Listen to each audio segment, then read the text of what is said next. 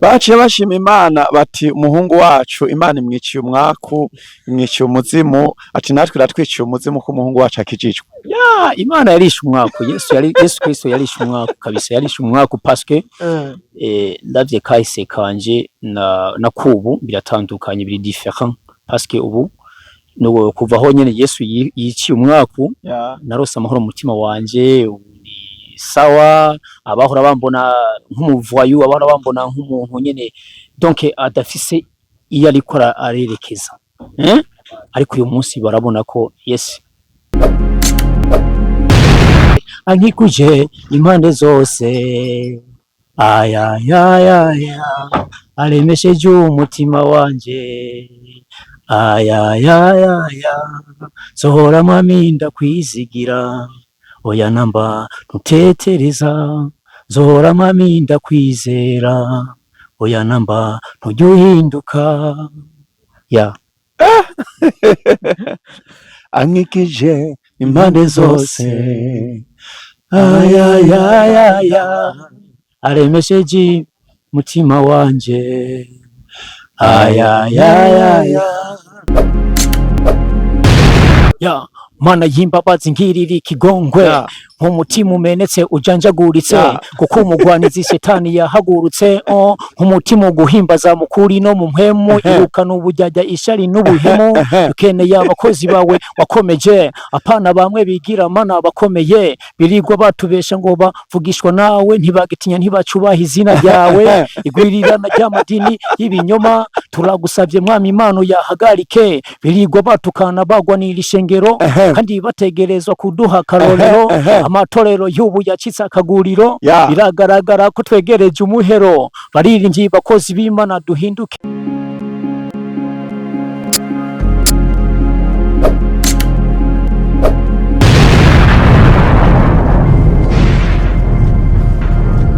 ukaba ukoresha imashini ordinateur, telefone Android, ntucike ubutumwa bwiza n'ibiganiro kuri Alimaso TV arivyo Yesu arakiza, Himbaza Time, Interview, Gospel Music, gukwiza isi yose ubutumwa bwiza hamwe na Alimaso TV. Ndabaye ikaze mwese canke mwaramutse mwiriwe bivanye n'umuntu wese aho aherereye hano kuri Alimaso TV. Nizera ko meze neza kandi nizera ko muri amahoro, nizera ko mwese muguwe neza. Ego ni Ntuzonimana Safari nkuko musanzwe mubimenyereye hano kuri Alimaso TV mu biganiro bitandukanye nka Himbaza Time, Yesu arakiza, n'ibindi byinshi bikunda guca hano kuri Alimaso TV. Mumeze gute abari mu Burundi, mu ntara zose z'igihugu? Muri amahoro, meze neza? Abari hirya no hino mu mpande zine z'isi nko mu Busuwise, hariya muri za Vietnam, Gome hariya muri Etasini, n'abandi benshi muriko muradukurikirana aho muri naho muherereye, mumerewe gute? Nizere ko Yesu yabiciye umuzimu.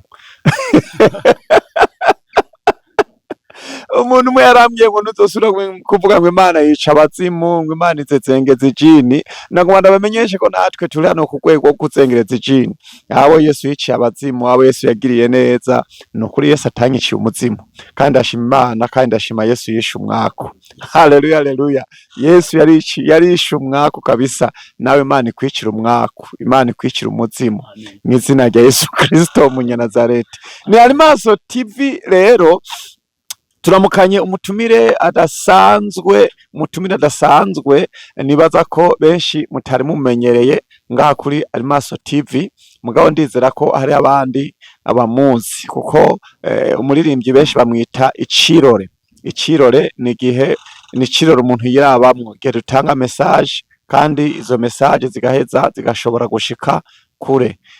Nuko rero mbaye ikaze kandi mumfashe kwakira umutumire wacu, ariko kandi wibuke kugira subscribe, Gome kugira ngo bikunde uzurabona ibiganiro vyacu. Nimba ubona ko Alimaso TV vy'ukuri hari kikumariye, nimba ubona ko ibiganiro bigushika kunyote bakakunezereza, bitwereke nawe kuriko uradukurikirana, mugira subscribe, udufashe gushikana ibiganiro kure, mugira share canke partage, canke wongera ugire like, ibintu nk'ivyo uzoba udufashije kandi uzoba uduteye intege. Wandike komantere tubone gome ingene ico uvuga canke ico wimvira ku biganiro Alimaso TV dukora. Umutumire rero ninde?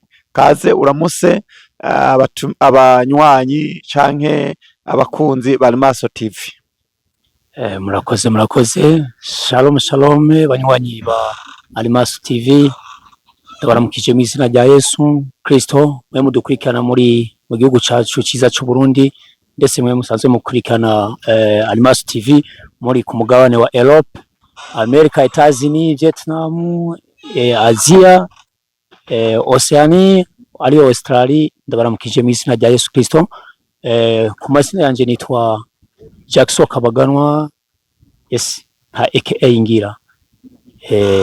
Kese gusa ko nkunda kuvuga izina rikomeye cyane, izina rya Yesu Kristo ni Imana mushobora byose.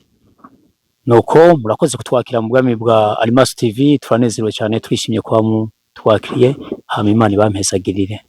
Abivuze neza ati mu bwami bwa Alimaso TV.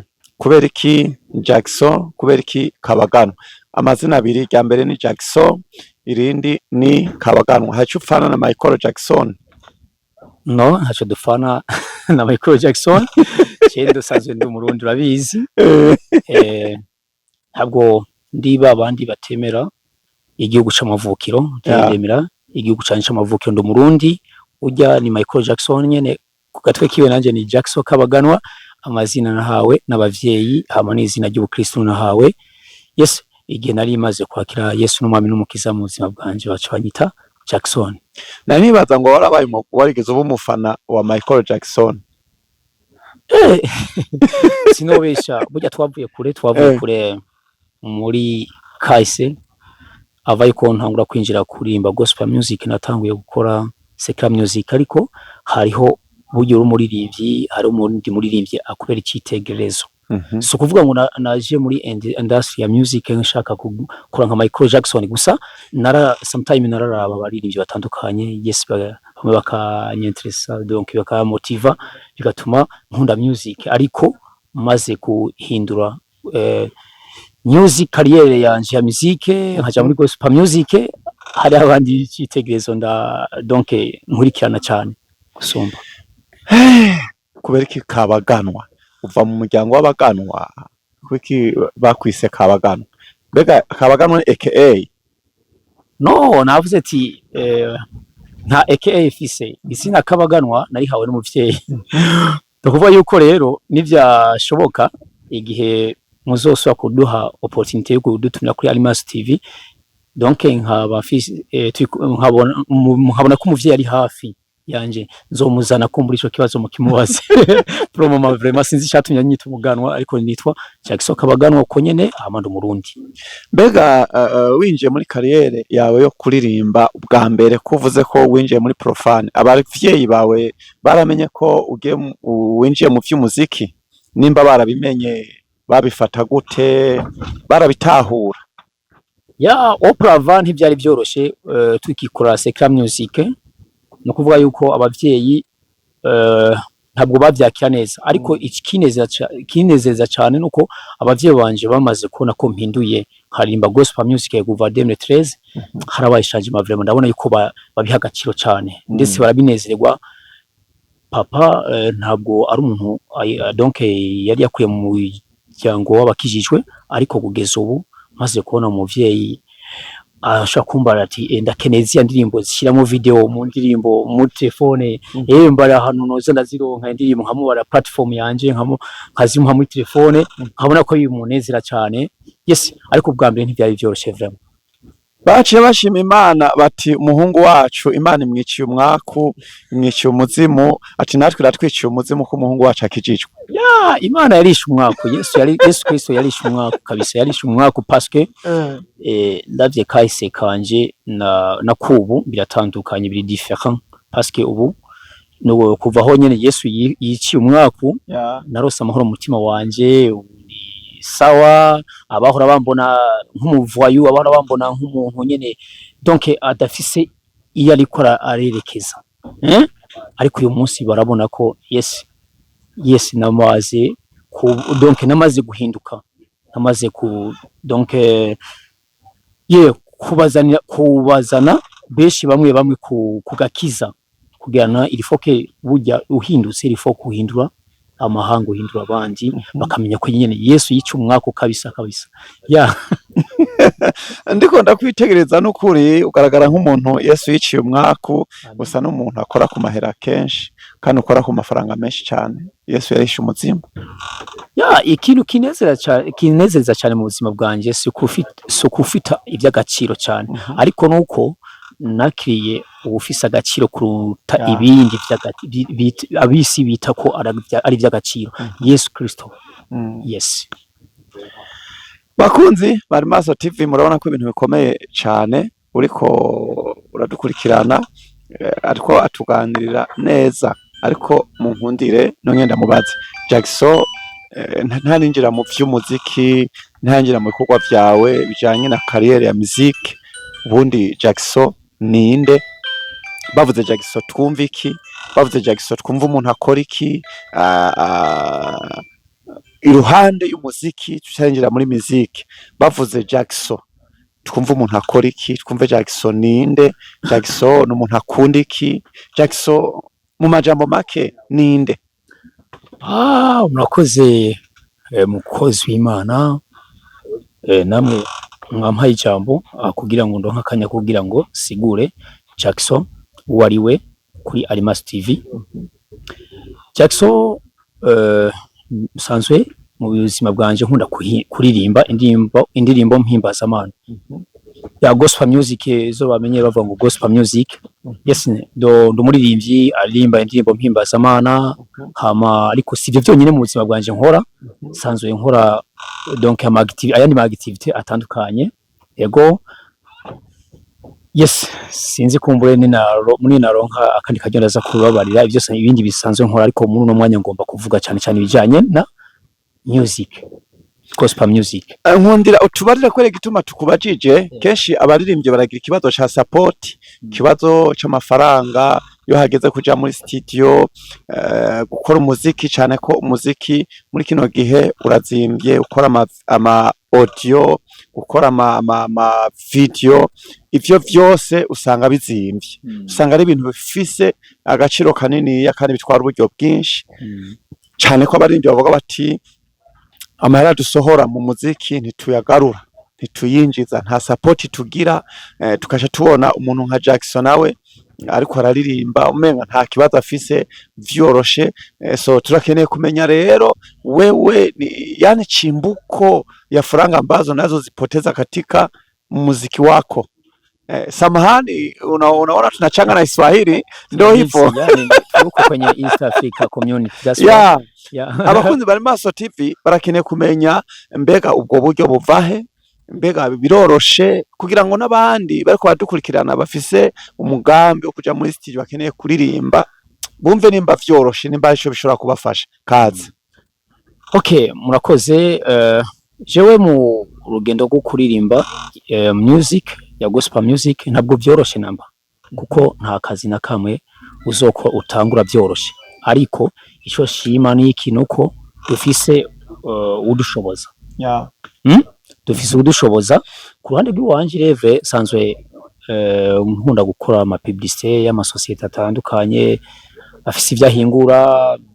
An example ndashaka kuvuga nk'iya société zihingura amazi, ndakunda kuzamamariza ibidandazwa, haba kuba komporeza indirimbo bijanye n'ibidandazwa basanzwe bahingura amazi, ubufu, amaji atandukanye, yes, n'amavuta, amasabuni, gutyo sivyo. Ivyo rero ndabikesha iki wa mugabo w'abagabo Yesu Kristo. Ariko kandi amatwe ansumira ngo udandaza n'ubuyi buryoshe. Yeah. Yes. Ariho kabuyi no camvyibo. Yeah. Donc ndakunda gutanga mu gihugu cyose ubuyi bita nice porridge. Nice porridge.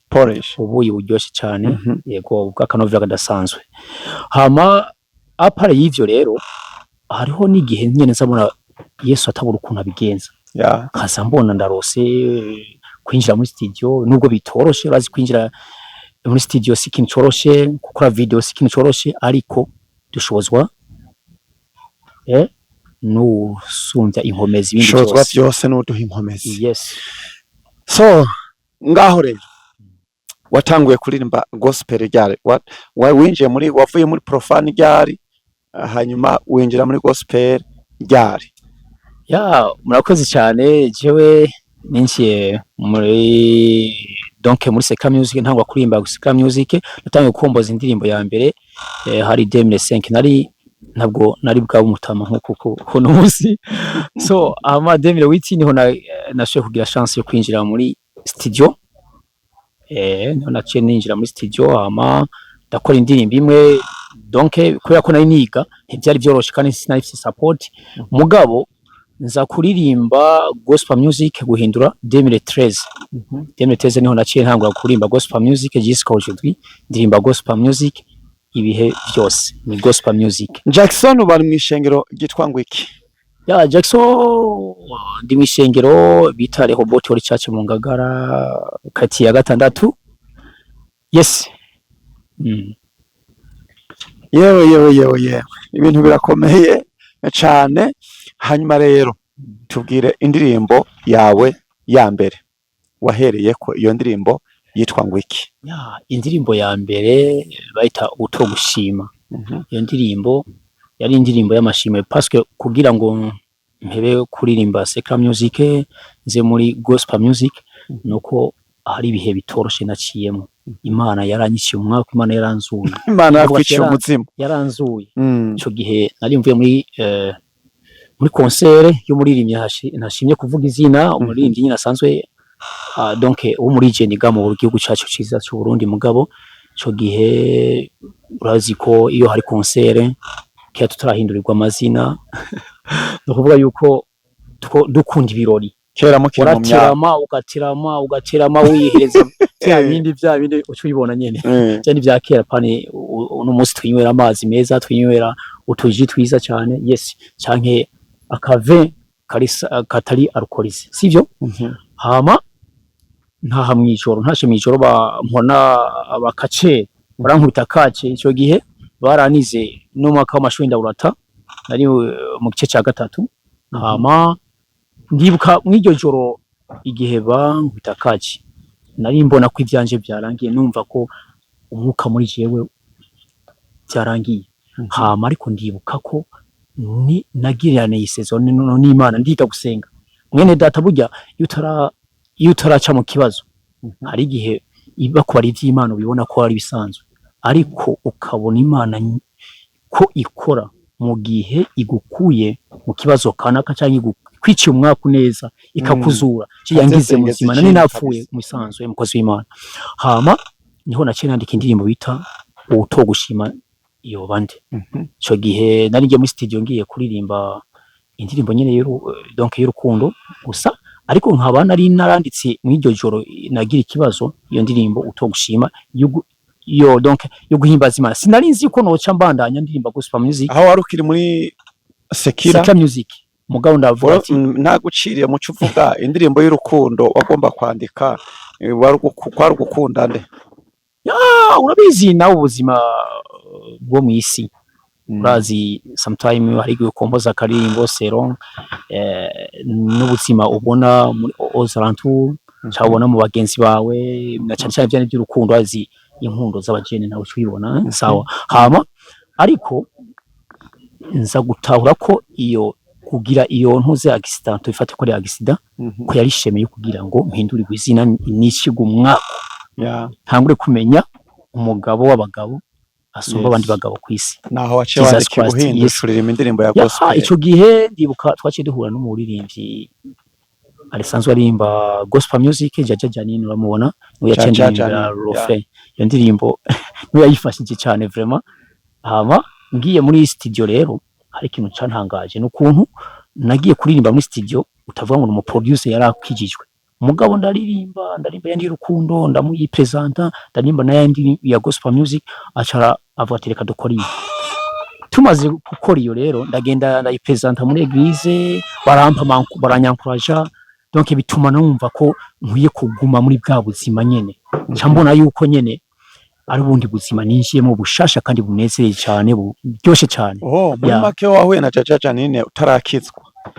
Jaja Janine twahuriye muri studio mugabo ari kumwe n'ubundi umu artiste peut-être bakorana amacho gihe ndamusaba aramfasha refrain afashije refrain donc chanda bikunda aranyigisha ko ivya gospel music impanuro yabi n'ubu vraiment Imana imumpezagira aherereye cyangwa nimbo ariko aranyumvise Imana imumpera mugisha vraiment Jaja Janine Imana iguhezagire Imana iguhumugisha Imana yaguciyemwo yirica umuzimu kwa Jackson.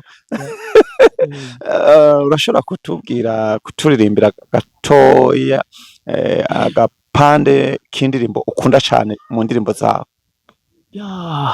Yes, mu bisanzwe indirimbo zose zanje ndazikunda parce que ndazikunda utikweki ndazikunda. Je ntandukanye n'abandi bavuga ngo indirimbo wenye nkunda cyane ngo ni no parce que icatumye nandika indirimbo y'Imana irimo impanuro irimo gukura abandi bantu mu mwijima tukabashira ahandi hantu hari umuco mwiza umurikira amahanga yose, sivyo? No kuvuga yuko ndagiha agaciro indirimbo zose nazikunda ariko ndashaka kurimba agapati k'indirimbo imwe kanaka nta kibazo. Yego zamuka. Reka duhere ku ndirimbo igira 27 mu audio yanje. Yesu niwe buhungiro bwanje kandi niwe mahoro yanje, iyo nja hose singira ubwoba kuko nzi kuhora nkingiye.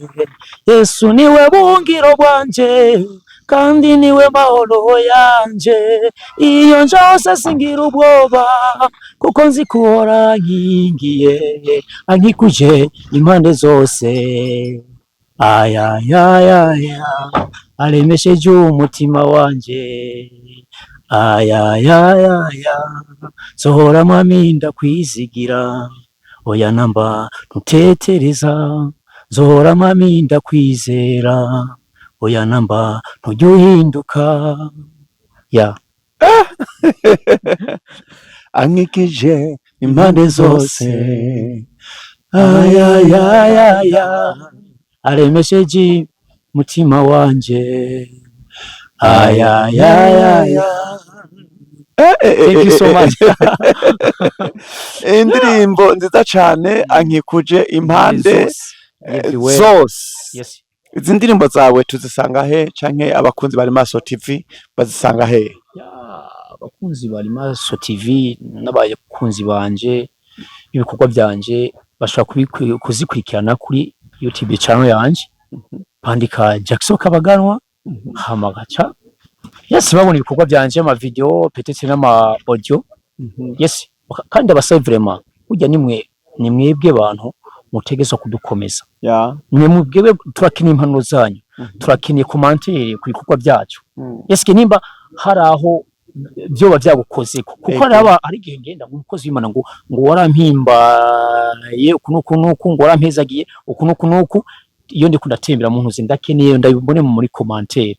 N'abakunzi ba Maso TV ndababara ati bandike mu commentaire bavuga ati ni kuri Maso TV iraturuhura ukunuku uko bavyumva nimba ari impano kanaka bashaka gutanga yes batwereke ko bari kumwe natwe vraiment tutariko turatamba twirorera.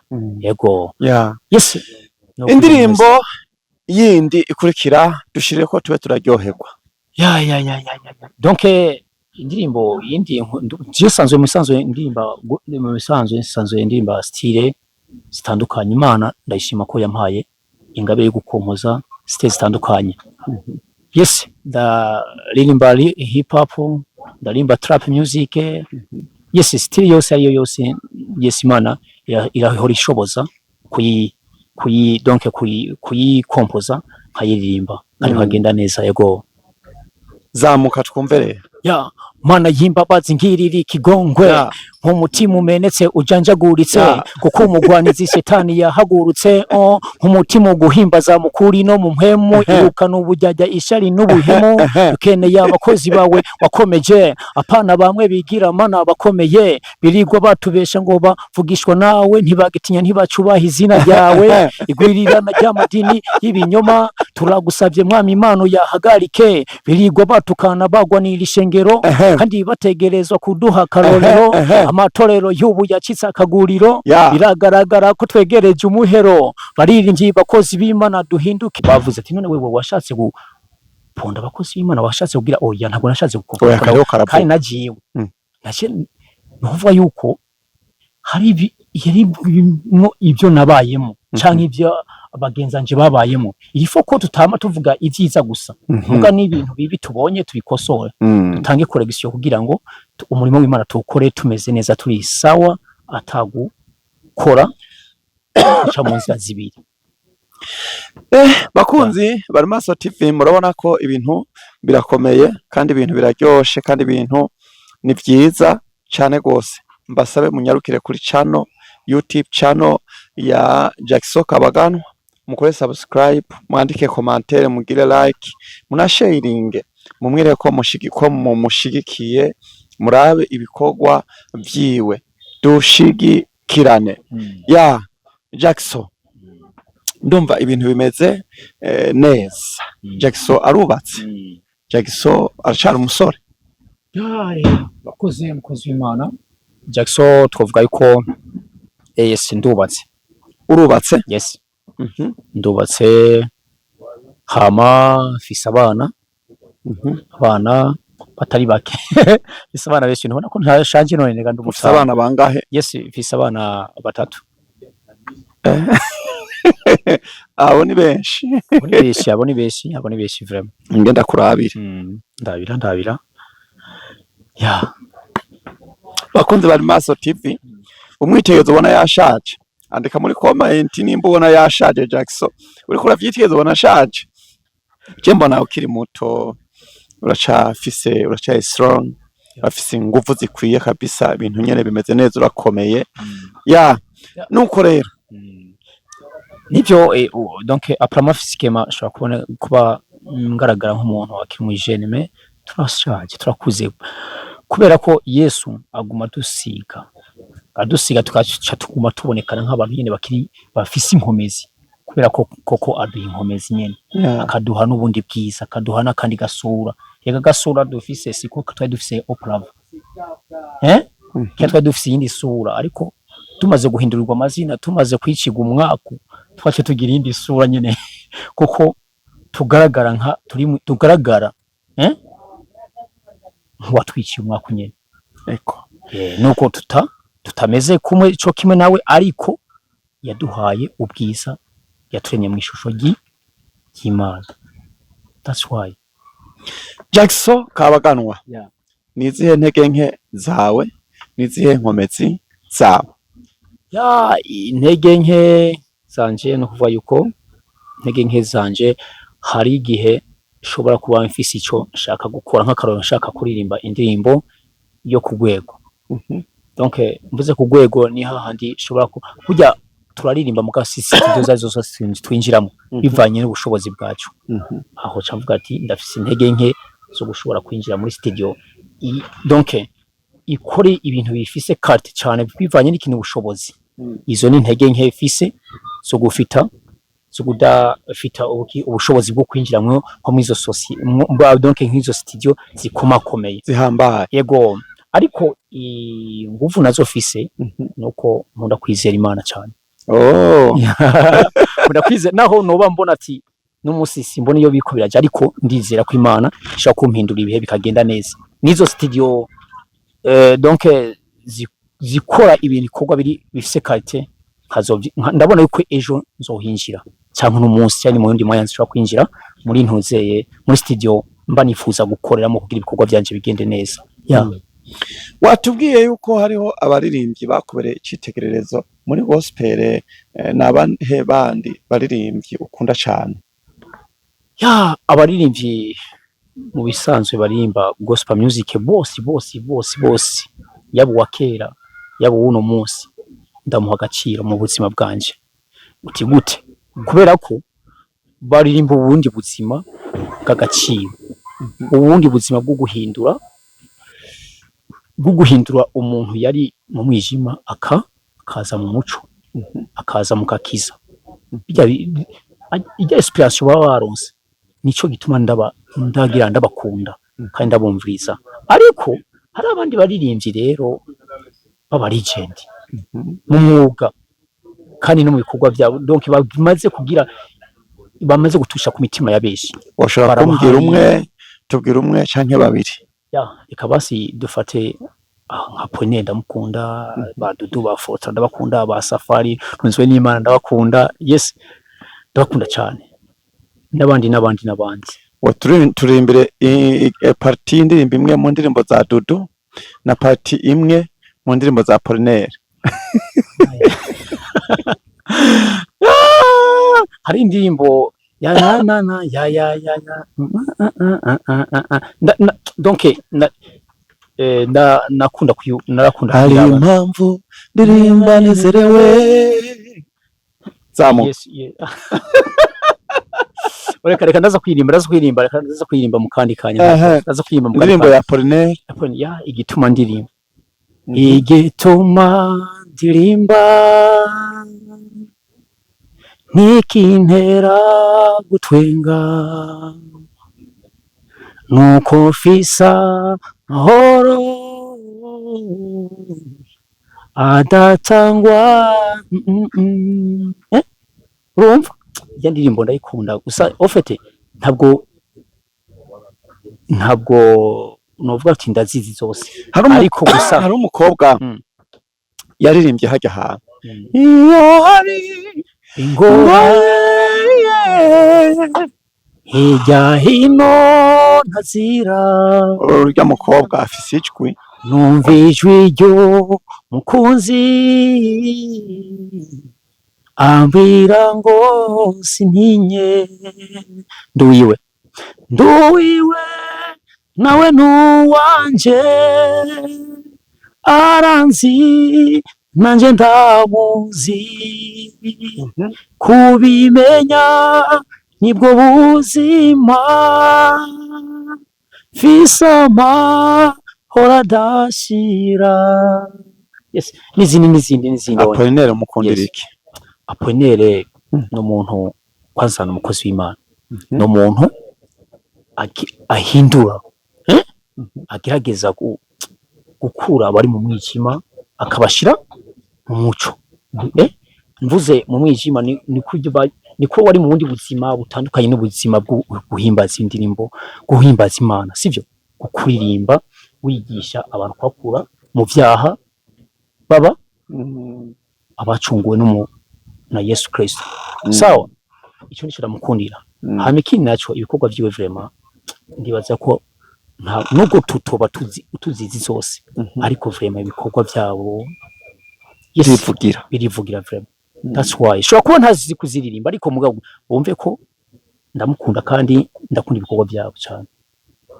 Ko nizo ndirimbo kera donc nkiri no mu ntuzeye muri secular music nashobora kumva bari kuririmba nkumva vraiment ko ari ubundi buzima, gusa urumva sininjira au profondeur ndema y'ubwo buzima, ariko mugabo narumva ko donc bampezagira cyane.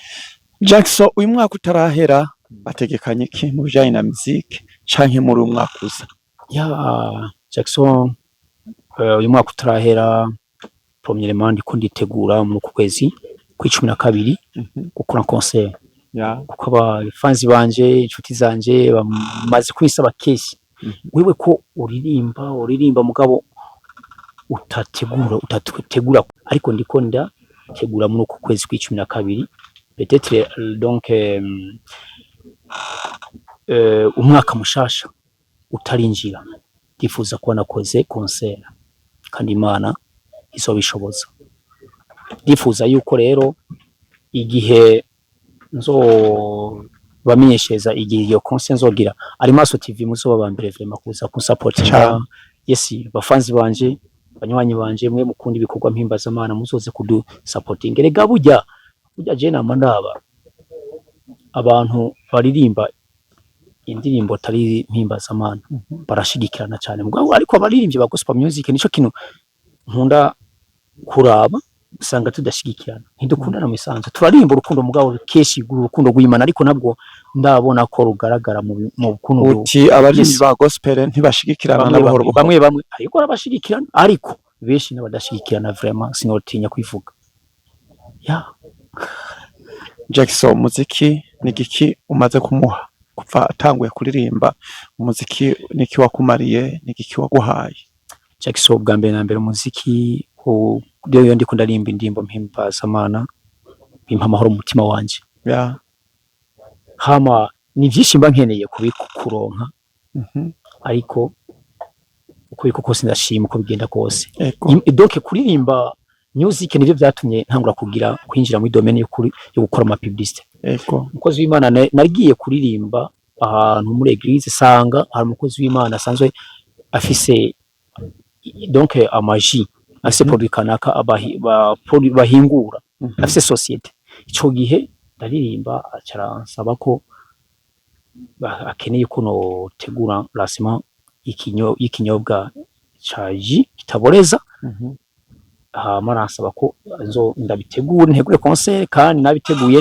ndemvita abaririmbyi bagenzanje batandukanye hari muri 2018 ico gihe ndetse baranandihira n'indirimbo muri studio niho rero maze gutangwa kwinjira mu bwo buzima bwo kudandaza ibidandazwa mu bakiriya batandukanye mu ntara zose z'u Burundi ndagira ama road show ntangura gukora ama audio publicitaire y'amasosiyete indirimbo za societe ico gihe byace bimpa izindi connection n'abandi badandaza n'abandi bafise amahinguriro bakaca bansaba narabonye warakoze uku none woshura kuza nanje tugakorana bikaca bituma ndonka iki ndonka gasabuni ndonka gafo ndonka ko mwana yes ndabishima kandi ndabishimira Yesu ni wabishoboza vraiment yes Imana shimwe yishumwa amen bakunzi bari Maso TV je nagumye ngira amatsiko numva ko ntoge yagumye avuga ngo ama produit amashira hamwe biki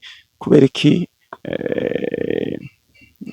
iki agateka kubera iki umupira wambaye donc aya namazi mu minsi nyine agaruka kugira ni mwasa kunyizera mu kantu muri ubwami bwa Maso TV Clemanzoza fisa makuru aramvuye tubwira amakuru y'ayo mazi kugira mvuge iki donc ijanye na produit ndabona aya vraiment n'aba fans banje bampaye amazi bita gateka water akoregwa aya mu ntara ya Muyinga tashaka kutavugana ariko akapia nambaye na kamazi bita Nova na amazi ayayo ndafise ko yavuga ko vraiment mu gihugu cy'Uburundi ndayatanga mu gisagara ca Bujumbura yes produits zose zikorwa muri iyo societe Nova Company ndazitanga amazi aryoshye cyane ya Kanovera marezima nayanyoye niyo nahereye ko naye amazi vraiment namaze buri afise design nyene meze neza cyane namazi ya Kanovera kadasanzwe nk'abanyamakamba Rumonge Nyanza Lake Sosumo Tanzania meme aramaze kubashikayo aho abantu ntibidoga bambonye bamenyita ngo Nova basike bampamagara Nova huko bakaniyibagirana ryazina ryanje cyasoka bagara ngo Nova kubera iki ndabashikiriza amazi ameze neza cyane kandi si byonyene amajido tangawize amajido passion amaji ya marakucha ubuyi na sporiji yes reka kwanza ndakwereke akabuyi kana sporiji ngira ngo uzo kugenda ukumvirize nawe bibaye ngombwa sombarire icyo wumvirije kubera ko iyo tuko twavuga ibintu rimwe na rimwe biba bisaba yuko tubarangira abantu ibintu bifise kate nziza kandi biryoshye cyane yes ubu nibwo buyi nice porridge ubuyi nice porridge ubu nibwo buyi nikunda cyane kunywa yes muri ubu buyi harimo ibiki n'ibiki biri ngaha nice porridge harimo les ingredients zitandukanye harimo ingano harimo amasaka harimo ibiyoba sesame ibigori harage ibijumbu na grain d'offense nubuyi bumeze neza cyane bufite ingabo zitandukanye.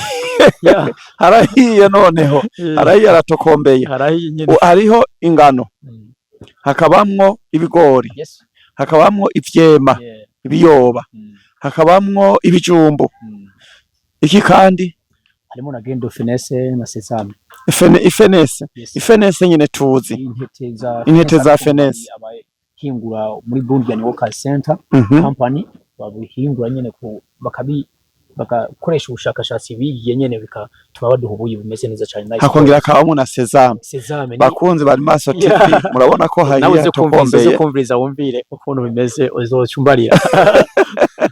Nuko rero ndagiye kunwa ubuyi mu minsi bazosanga amatama yavyibye navyibushe ahubwo wewe ugiye kuba inzovu. Sawa ibintu birakomeye cyane. Je rero atoya urabona jise mu ntara zitandukanye abanyita ngo buyi kubera iki ntadabaho ubuyi bwiza cyane buri miso ariho muri nice porridge ariho nice porridge buri mu isukari no sans secret diabétique barashaka kubwihereza nice porridge. Yes, en plus de cela hariho n'ifu y'ingano ko hingurwa na Burundian Workers Center ko ntaje nambaye umupira wayo donc hama ifu y'ingano ikranze neza yo gucumba ubugari arabucumba bakaburya ntabwo babukoroga yego abadiabetike iyo fu barashaka kuyikoroga mu buyi bajya batakeneye isukari barayikoroga cyo bagakoroga nice porridge idafite isukari iri sans sucre. Yes, ubuyi bumeze neza cyane Abanyarumonge mu ntara zose zitandukanye. Yes, mu ntara zitandukanye barakora kubyihereza ndetse no mu gisagara mu alimentation atandukanye burahari. Yes, nyarukira rero kwa Jackson kabaganwa abaho ubuyi bita nice porridge murumva ko buryoshe cyane kandi bumeze neza. Aha nshange ndakwihereza kabisa nico umuzimu. Zombona nyene ibintu bigango nyene bya niko Yesu yishe umwaka usanzwe donc tuca turonka byose muri Yesu kuna byote abana handi bavuga ngo ubuyi ngo nubwabana ngo ariko yego nabakiye barakunda kubitubaza gusike ngo ubuyi ngo nubwabana no guhera ku mezi atandatu umwana afise amezi atandatu kugeza ko akuze duga n'umusaza urumva arabunywa nta kibazo no problem. Abakenyezi bimungeze nawo ni byiza ko bihereza ubuyi burimo ingabo zitandukanye babasha kutuvyarira abana bavyibushe yana cyane. Yes, nuko rero ego hama nuvuga ndashima Yesu Kristo yagiye donc yagiye ankorera ibitangaza bikomeye cyane kumpuza n'amasosiyete hamwe nayo masosiyete ndifuza amasosiyete tuko turakorana ko no ku yes nibo babosi banje reka nabo abafanzi banje ndifuza ko dukora concert imeze neza kandi namwe musanzwe muri abakozi b'Imana muri abaririmbyi murimo byose vraiment ndifuza kuzoza ku ndirimbo ya ndirimbo nkunda no tuzoba turi mucunguzi wanje ari maso yes umucunguzi wanje ari maso na ari Maso TV. Yes, ntumva none kumsa bakunzi bari Maso TV ndumva ko ibintu byaryoshe ariko mwibuka kugira subscribe. Yes, nirihe jambo rya nyuma wabwira abakunzi bari Maso TV?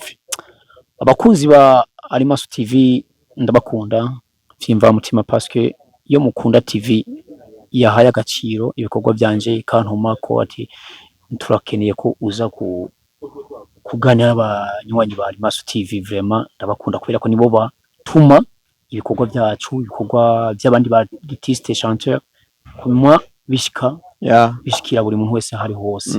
Vraiment nibo babosi ba Maso TV no vuga abanywanyi bajya bagira subscribe share like bajya nibo patron kandi bajya nibo nabakozi b'Imana kandi uti gute none iyo ufashe ubutumwa bwatanzwe na yes ntunzwe n'Imana Safari canke Apollinaire mu gihe wa postinze indirimbo yo Apollinaire cyo ya Dudu cyane ni abandi abajaja nini ukayipostinga kuri Maso TV bakaca usanga bayirungikiye umuntu ari muri Vietnam uribaza umuntu ari muri Vietnam uribaza umuntu ari muri Etazini agashikirwa n'igikorwa cyakorewe mu bwiza canke mu Kigobe canke mu Kamenge canke mu Kinama si ibintu byoroshe no kuva yuko nabakozi b'Imana baba bashikanye ubutumwa ijambo ry'Imana ku ruhande zine zose zisi.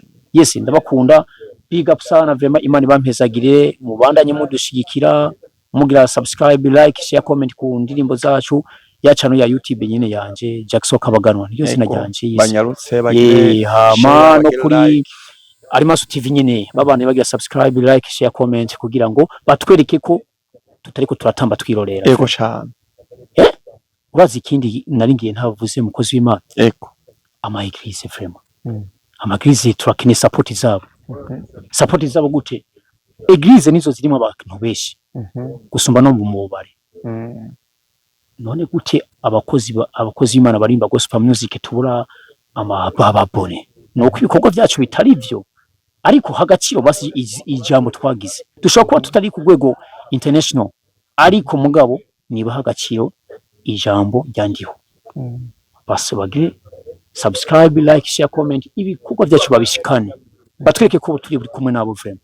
Ama eglise vraiment nabo batoshikira je basi nabandi baririmbyi bagenzanje babereke ibi ko bari ko bara. Uvuze uti umuririmbyi ashobora kuba atari ku rwego bashaka international ni ariko kuba yahisemo agaheba agafata amafaranga yiwe akaja muri investisa muri studio kugira ngo aririmbe indirimbo Alimaso Mucunguzi wanje Alimaso indirimbe Jesus Teyamo bendera ya Yesu ya hip hop yanje bavyumva none eske twa tuzi ibindi tworimba nk'abandi baririmba ibindi n'ibindi cyubibona bya bindi nyene vya kera tutahindurwa amazina tutari kigumwa ku Yesu nibadushikikire vraiment Imana ibaheza abakozi b'Imana mu eglise bashigikira abaririmbyi bari muri ayo mashengero kugira bashobore gushika kure. Nimaza ko bariko barakurikirana Alimaso TV ubutumwa mwavyumvise abakozi b'Imana. Rero abariko badukurikirana rero muhezagirwe mugira umugisha. Imana ibicira umuzimu, Imana ibaremera amashimwe, Imana ibanezereze, abagwayi Imana bakize, abafise ibibazo bitandukanye bari mu bitaro mwakire gukira mu izina rya Yesu. Imbaraga z'umwami Imana zibane namwe mwese nawe utaha. Ciao ciao. Amen.